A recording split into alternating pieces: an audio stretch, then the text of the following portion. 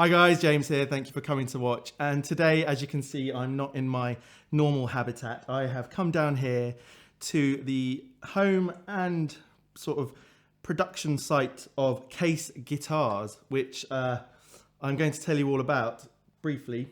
But I'm going to start off with this beautiful, beautiful SG type guitar. This is an absolutely stunning example of what Case Guitars, and that's John and Joseph Case, father and son, are making. I've never seen such attention to detail mixed with beautiful, beautiful tone in any other guitar producer so far.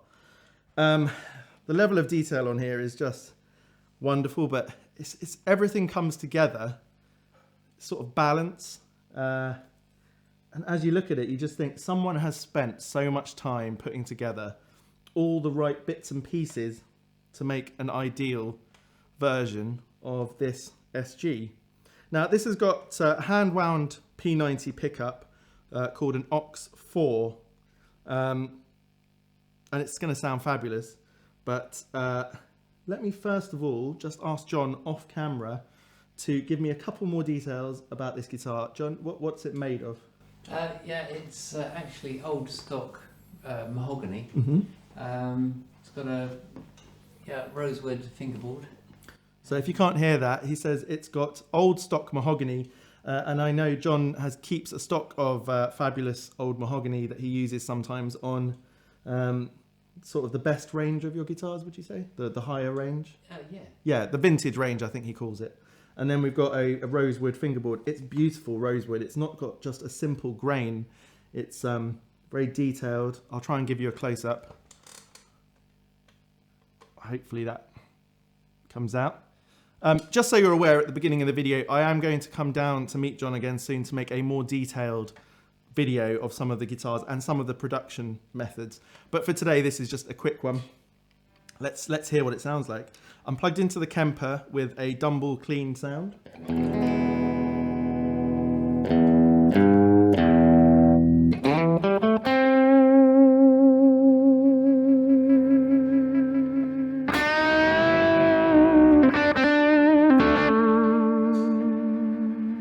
So far, every Case guitar that I've tried has great action. It's so easy to play. This neck is quite large, actually, I think, but it's really comfortable. It doesn't cause me any problems. And I'm not used to playing with a single pickup guitar, so that's something I've been wanting to try. I think it's a really pure expression.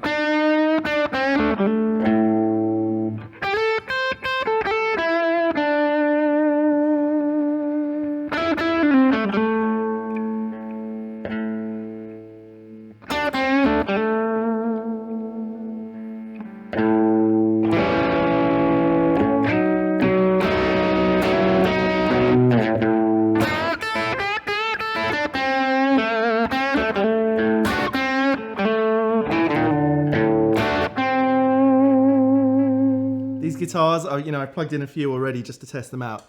They put a massive smile on my face because as you're playing them, you sort of notice a new detail and a new thing. And I've never seen sort of binding made out of such beautiful material. I'm sort of used to the Gibson binding, which is normally a plain cream. And here you've got this really figured rosewood, which is great. John's got his own sort of design language full of these beautiful offset curves. So, it's a unique shape. It's not a copy of anything. It's an interpretation of a classic instrument. And you can see we've got the same curve here. You can see the pick guard is beautiful. So overall, this instrument is great.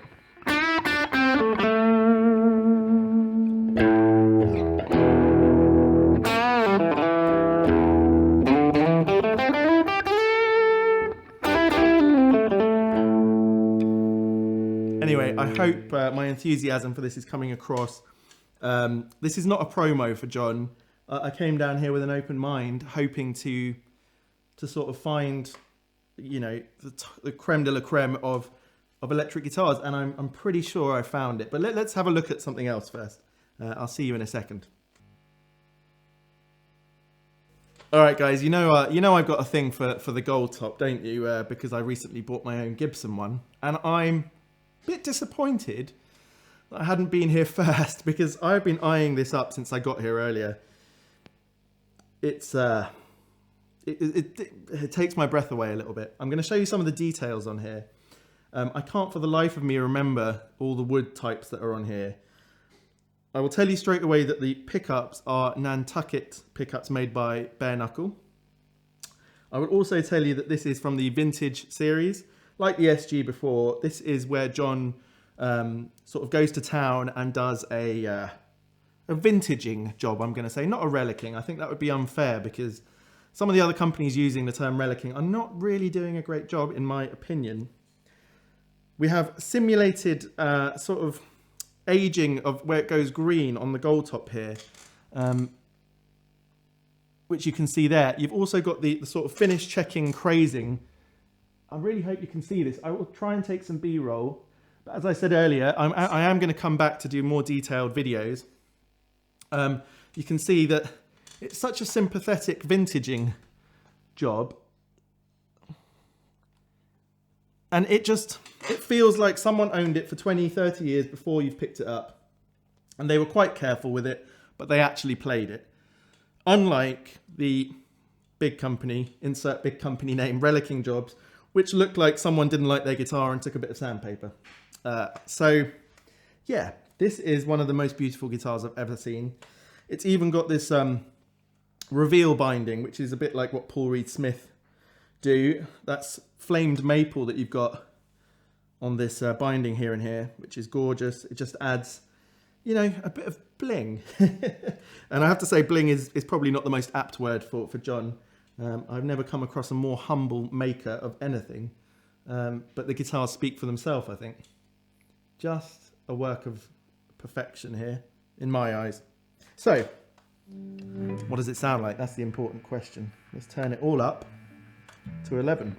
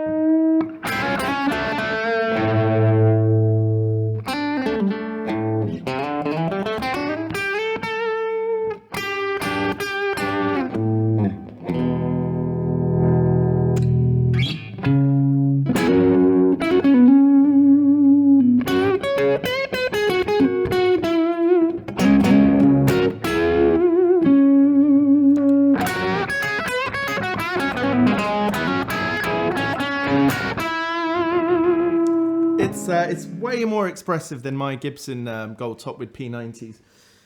And John and I have had a conversation this morning about the role of the pickup versus the design and the wood that's in the guitar.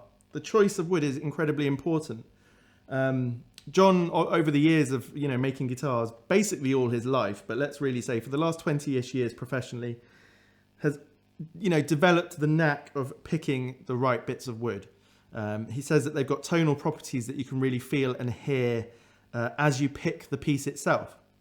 And you can feel that with all of the instruments because they're all different from each other. And just from my experience, that can't be just about pickups. But these guitars let the pickups show their character.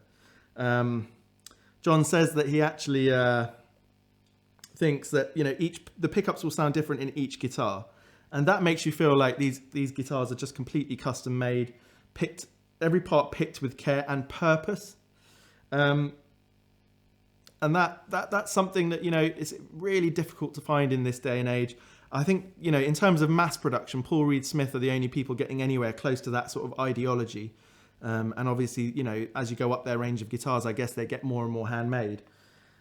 So with my experience of my gold top from Gibson, I know that this would be over double the price of that. So it's not necessarily a fair comparison, but I would say that if I'd had the option to pick this and I could afford it, then I would certainly have looked at this guitar. And it would be very interesting for me to take some bare knuckle Nantucket pickups and put them in that Gibson and see what they sound like. And perhaps I'll bring that gold top down here next time I come to visit John, and he can help me to do that.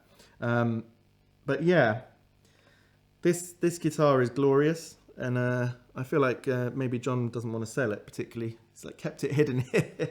So yeah, astonishing stuff. Let's move on to another Les Paul. There's another one I want to show you. So I'd been here for a while when John decided to tell me that he had another guitar lurking in a case somewhere.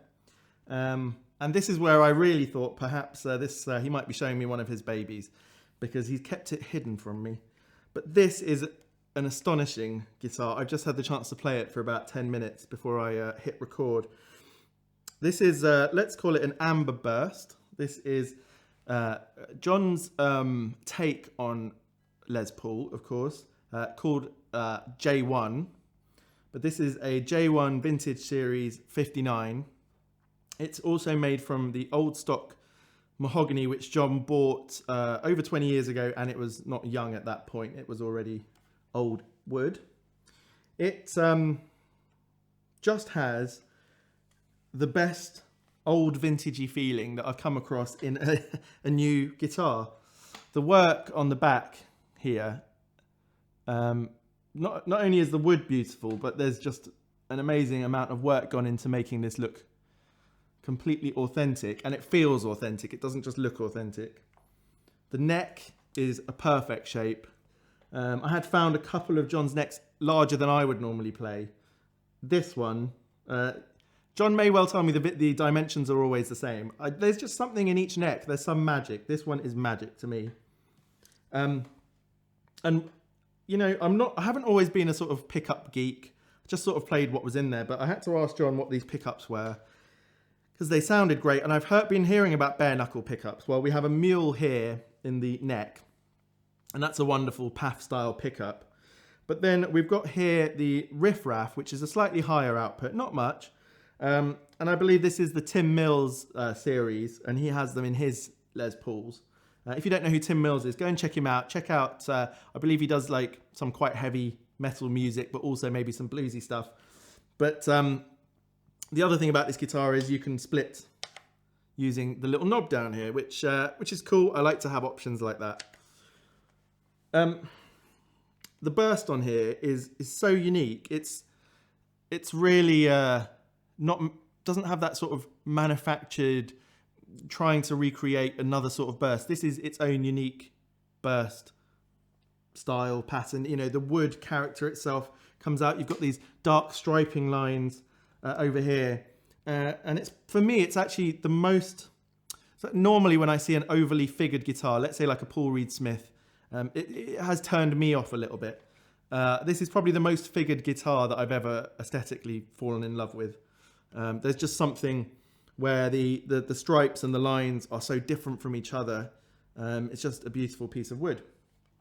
As before, we've got flame maple binding, heavily detailed, beautiful mother of pearl inlays, and again the case signature curves and beautiful lines, the sympathetic adherence to the classic shape with what is its own style. And that is an incredible bit of visionary work, to turn something we all know into its own thing. You know, at one glance it's a Les Paul, at another glance it's a J1 from Case Guitars. That is cool in my eyes. Right, let's hear it. The sustain on this guitar I've already discovered, even when it's not plugged in.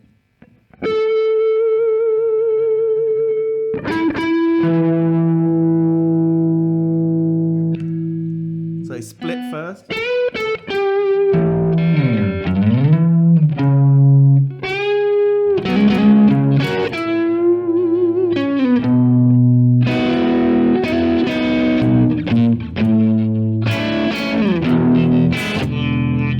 Back to humbucking.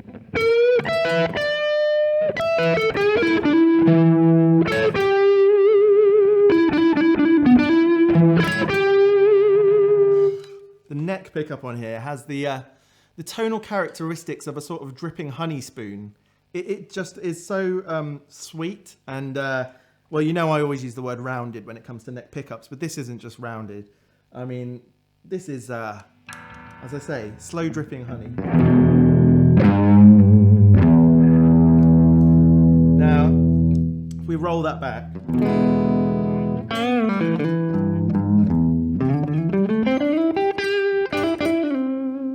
I love how clean this can get. Great pots used on all of John's guitars. They're really sensitive and you get full range. As you wind it up. And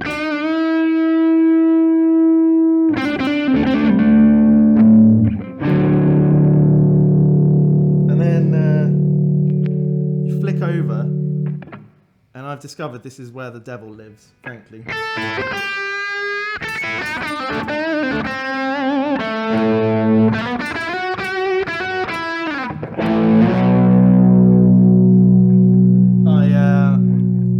I finally found the bridge pickup I've been looking for. If you're a new viewer here, you won't know obviously that I'm always talking about how bridge pickups just don't do it for me. They have this sort of thin, weedy tone. I just don't get into them. I plugged this guitar in. I'm not even playing it very loud right now. When I first plugged it in, I had everything whacked up a bit more. It blew my mind. So I'm going to roll the neck pickup back down and get that lovely sweet clean tone.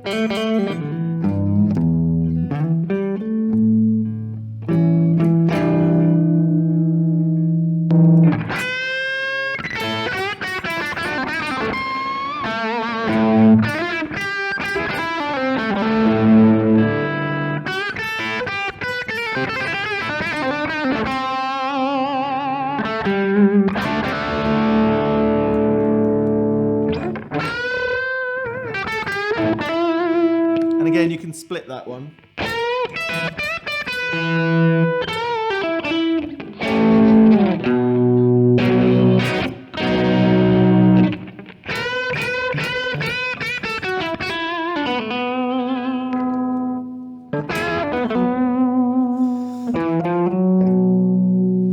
It has the sort of capability of a pretty high output pickup, but when you roll it back, you can tame it pretty well. But you can't get a pure clean sound, I've found, yet out of this bridge pickup, and that's great because it's just got this. It's really creamy sounding.